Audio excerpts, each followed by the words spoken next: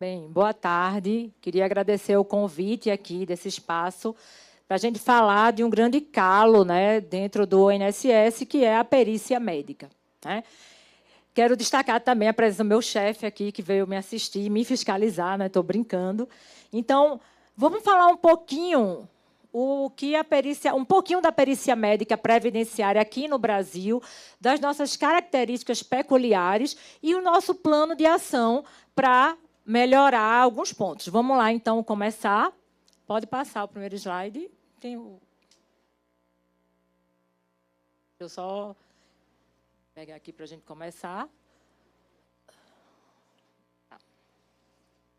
Onde é que aperta?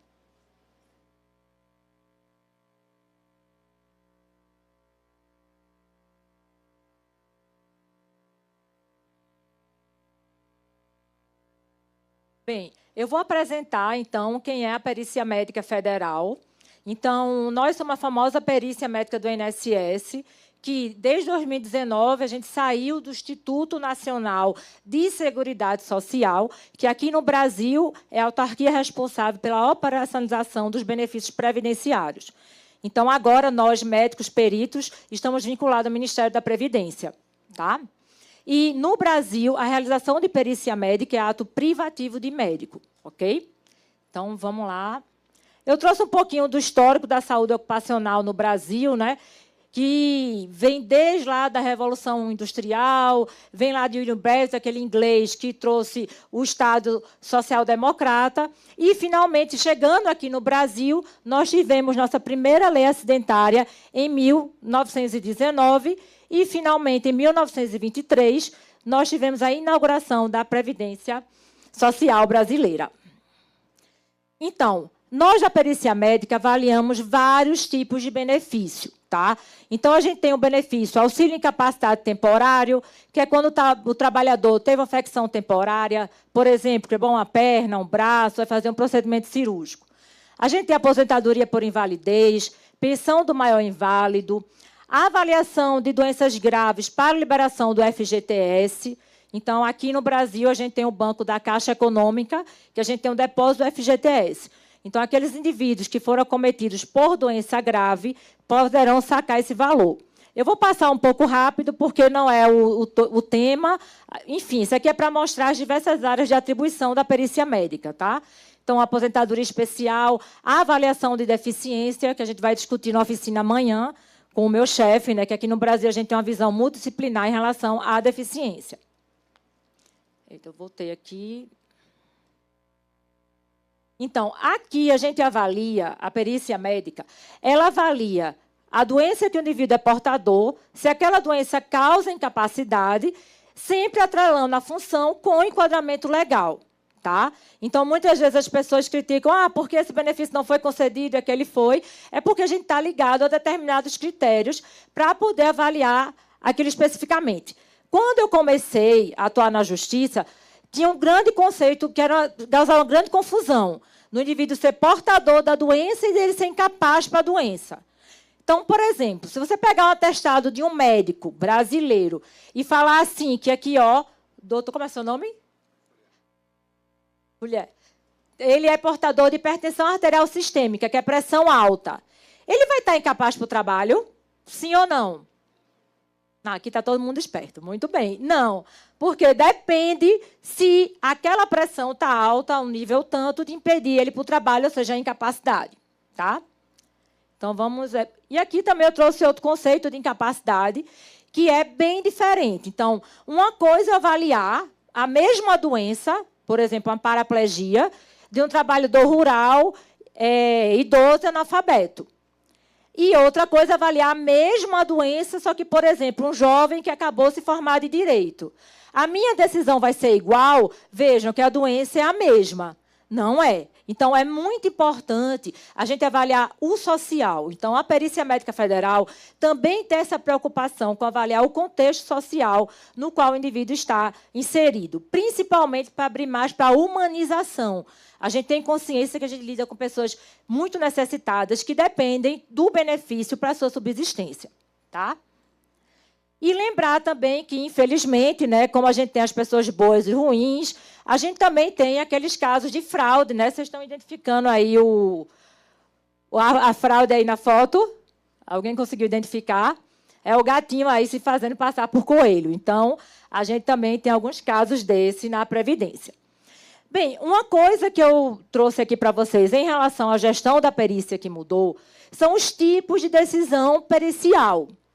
Antigamente, a gente tinha a perícia inicial, e se o indivíduo não tivesse apto para o trabalho, ele entrava com pedido de prorrogação.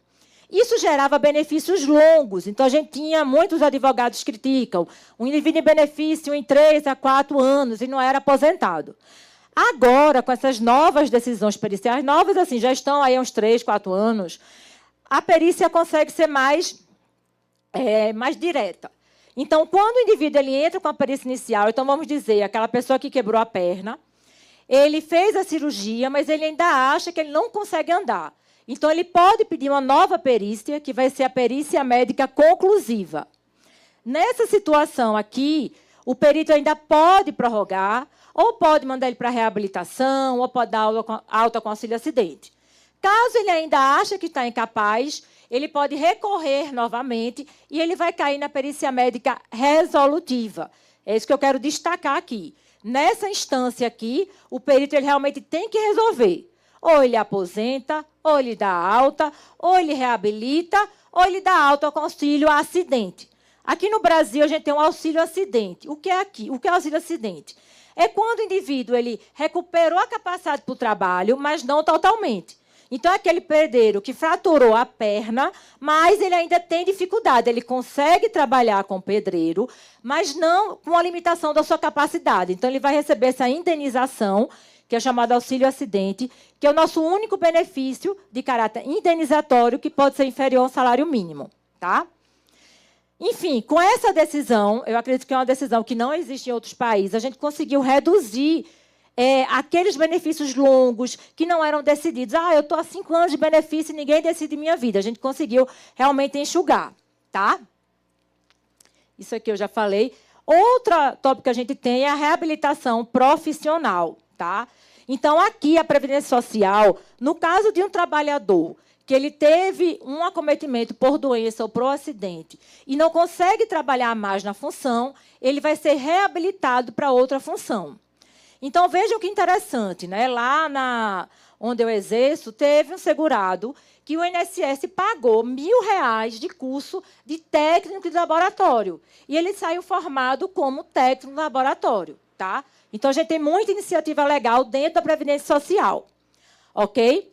Então, logicamente que para a reabilitação a gente usa aqueles critérios, né? De idade, escolaridade. Aquele senhorzinho que estava na cadeira de rodas no começo da minha apresentação, dava para reabilitar ele alguma coisa? Acho que não, né? Então, a reabilitação a gente vai também baseado nos critérios. Esse senhorzinho aqui provavelmente vai ser aposentado, já o rapaz do lado, reabilitado. Tá? Então, só continuando aqui. Então, na reabilitação profissional, a gente tem uma equipe de assistente social que, chegando o trabalhador, primeiro vai se ligar para a empresa, vê uma função compatível. Se não tiver função, a gente paga para ele estudar, para levar a escolaridade, para que ele volte na empresa na função compatível. Isso é muito importante, minha gente, para evitar a falta de inserção no mercado de trabalho, né? Para evitar essas pessoas que ficam fora do mercado. Tá? Então, a reabilitação profissional existe, sim, no INSS, e é uma prática bem viável. Bem, outra coisa da perícia, eu vou chegar aqui na gestão, mas antes eu estou dando só um apanhado. A gente também tem aqui no Brasil a configuração de acidente de trabalho através do nexo técnico epidemiológico, tá? Que é uma avaliação presumida. Então, aqui no Brasil, foi feito um estudo matemático e correlacionou a atividade da empresa com o CID apresentado pelo trabalhador. Antigamente, o trabalhador brasileiro tinha que levar a CAT, que é a comunicação de acidente de trabalho, para que o INSS reconhecesse que ele teve um acidente de trabalho. Então, o que é que a gente tinha? Uma enorme subnotificação. A empresa não queria notificar, obviamente, para não ter os encargos do acidente de trabalho, não assumir a responsabilidade, e o trabalhador ficava desassistido. Com o NETEP, o trabalhador não precisa entregar essa CAT no INSS. Esse nexo já é feito de forma presumida. Por exemplo, uma pessoa que trabalha em banco, um bancário, tem um KNAI, que a gente chama uma classificação da atividade econômica aqui no Brasil, um exemplo hipotético, 555. Se ele chegar no INSS e apresentar, na Perícia Médica Federal, no INSS, enfim, apresentar um atestado com o CID de tendinite, quando eu clicar lá em tendinite, o sistema vai puxar a atividade da empresa e vai dizer, olha, doutora, é acidente de trabalho. A senhora tem alguma coisa que conteste, porque aqui, para a gente, é acidente de trabalho. Então, o acidente de trabalho vai ser reconhecido e a empresa é que vai ter que contestar. Tá? Então, o NETEP foi um grande avanço para o trabalhador. A gente já está em 10 anos aí de implantação no NETEP no Brasil, com sugestões de aperfeiçoamento do instrumento.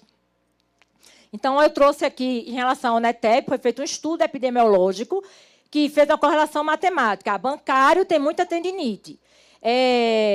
Porteiro tem muita lombalgia. Então, chegando para a gente com esse cruzamento, já é acidente de trabalho. Então, isso aí eu já falei, né, que é o cruzamento. Bem, então, a questão é que veio, não está aparecendo um efeito especial aí do que eu botei, que isso aí que aparece. Aí veio, nessa estrutura da perícia, veio a pandemia do Covid. Tá? Então, com a pandemia do Covid, surgiram vários problemas para a perícia, aliás, não só para a perícia, mas de ordem mundial, e que houve mudança nos processos econômicos e produtivos de várias áreas. Né? Então, surgiu o teletrabalho, o home office que não tinha até então, e a perícia médica. Como é que vai ficar?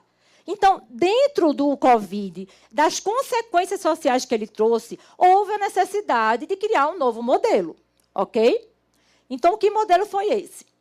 Então, a gente tinha...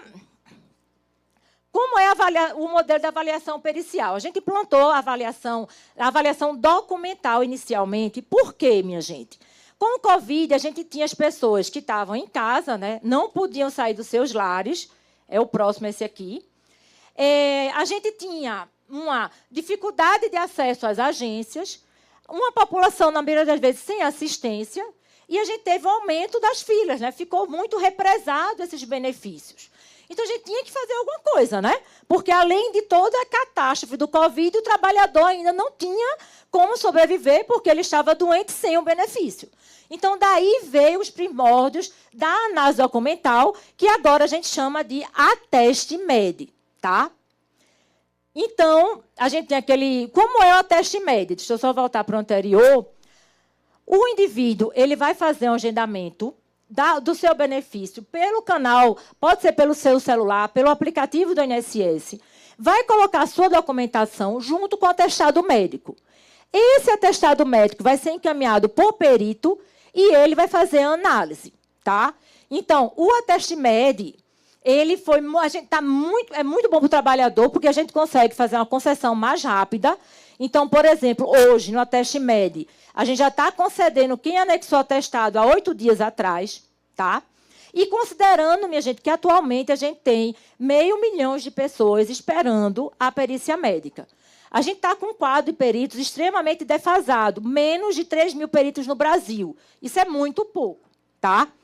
Então, o Ateste-Med é essa nova iniciativa que a gente está divulgando, porque tem segurado que não sabe, tem advogado que não sabe, que, em vez de ficar esperando lá o seu cliente lá 6 meses a perícia, ele pode já ter essa concessão mais rápida. Tá?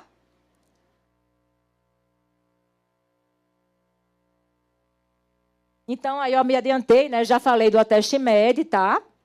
E da avaliação documental, eu me adiantei aí em relação à concessão do benefício. Então, o Ateste-Med ele não é indeferido. Vocês sabiam disso, que o Ateste-Med não é indeferido aqui no Brasil. Então, essa análise documental, o indivíduo vai primeiro apresentar lá o exemplo aqui do colega, o atestado de hipertensão arterial.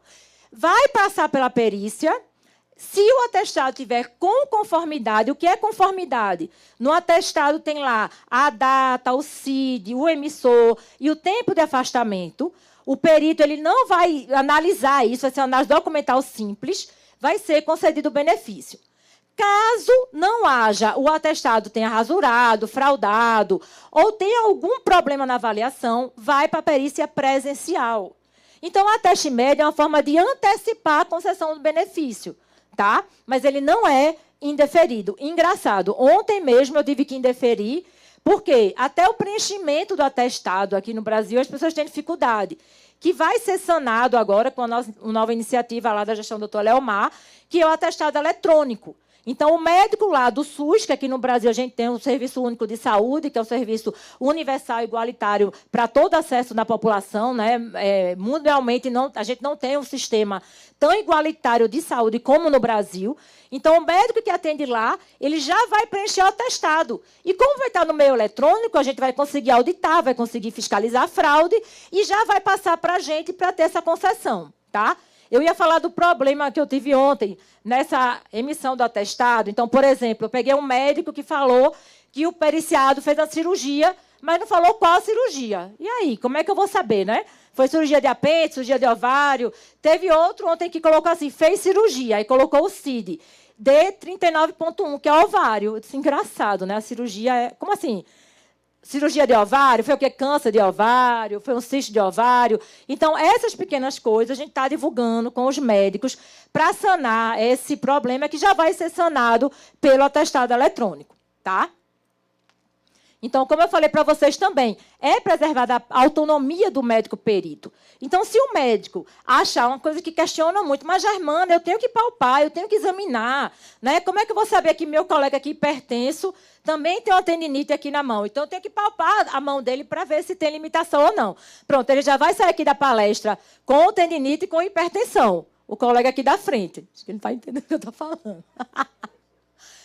Então, se o perito achar que tem que avaliar, ele vai dar uma inconformidade e vai para a avaliação presencial, tá? O Judiciário, inclusive, gostou muito dessa iniciativa do Ateste Med para a divulgação. Então, está até aproveitando esse evento aqui para vocês divulgarem. Se tiver alguma dúvida, podem falar comigo, tá? Lá, me procurar a Perícia Médica Federal, que a gente vai dar todas as orientações. Meu chefe veio aqui só para me fiscalizar, já está dizendo que meu tempo está acabando. Nossa, mas está acabando, que eu já falo rápido, já vou concluir, tá? E o outro programa também que o governo brasileiro fez para enfrentar essas filas é chamado PEPS, que é o Programa de Enfrentamento à Fila da Previdência Social, tá? Então, aí saiu um pouquinho fora de foco. Então, nesse caso aí, é um programa do governo que envolve bonificação para servidores, para atuar justamente naquelas perícias represadas, tá? Então, o perito ele vai fazer exames presenciais, análises documentais, também aqueles casos de prazos judiciais vencidos. Então, esse programa é, inclusive, prioridade do governo, diminuir as filas do INSS, né? Então, isso aí está sendo prioridade também da gestão aí do Dr. Leomar. E a gente está conseguindo, sim, com esse programa, tá? Ele vai mostrar na palestra dele amanhã, diminuir o tempo de espera. A gente também começou a fazer, atrelado a esse programa, os mutirões de perícia pelo Brasil. Tá? Então, a gente está fazendo mutirões em todas as capitais do território brasileiro e está sendo um verdadeiro sucesso. A gente fez o último mutirão em Maceió, com a realização de 3.000 perícias. Foi o maior mutirão da história. Eu, pessoalmente, fui no interior do Ceará, em Camusim, e eu atendi 65 crianças, que aqui no Brasil a gente está com um índice muito grande de autismo. Não sei aí também se vocês aqui corroboram comigo. E lá a gente conseguiu, realmente, foi uma ação bem gratificante. Eu fiquei lá um tempo, a gente conseguiu conceder isso aí. Então, está tendo um impacto social bem importante. Então, a gente está tendo a participação ampla dos peritos nacionalmente na ajuda aí desses mutirões, tá? Inclusive, infelizmente, aqui no Brasil, a advocacia ganha muito dinheiro também com a fila. Então, fiquem pasmos. A gente liga para o cidadão para chamar ele para fazer a perícia e, muitas vezes, o telefone de contato que tem lá é do escritório de advocacia e o escritório de advocacia diz para a pessoa não ir para o mutirão. Então, vejam como é uma coisa triste, né? Então, a pessoa está precisando do benefício, pode ter sua avaliação pericial, seu benefício concedido, e o advogado, por litigância de má-fé, diz para a pessoa não comparecer. Nesse mutirão que eu compareci, a gente conseguiu atender todo mundo. Pasmem, a única pessoa que eu não atendi foi que estava acompanhada pela advogada e que a advogada orientou não trazer a documentação. Então, infelizmente, no Brasil, a gente também tem, né, além de lutar contra tudo e contra todos, a gente também tem essa questão de alguns advogados estarem praticando litigância de má-fé e estar ganhando no agendamento. Ah, sua perícia está para hoje, não vá, não. Vá, deixa para daqui a 6 meses, porque a gente ganha o retroativo. Mas isso a gente está conversando com o juiz, já conversou com a OAB. A outra coisa que acontece aqui no Brasil. A pessoa vai fazer a perícia sem nenhuma documentação. Eu digo, sim, cadê o atestado? Cadê o exame do coração? No caso do nosso amigo aqui, cardiopata. Meu Deus, já evoluí aqui. Ele era hipertenso, já está cardiopata. Não, ele não traz nada para a perícia. Aí a gente nega. Quando chega lá para o juiz fala para o juiz, olha como os peritos são ruins. Veja só, ele tinha um problema de coração e foi negado. E muitas vezes o juiz não tem acesso à nossa perícia e não sabe a realidade dos fatos. Mas isso também a gente já está coibindo, já está falando com o judiciário para reverter isso aí, tá? Então, assim, eu trouxe alguns dados de mutirões também de algumas cidades, está aí na minha apresentação.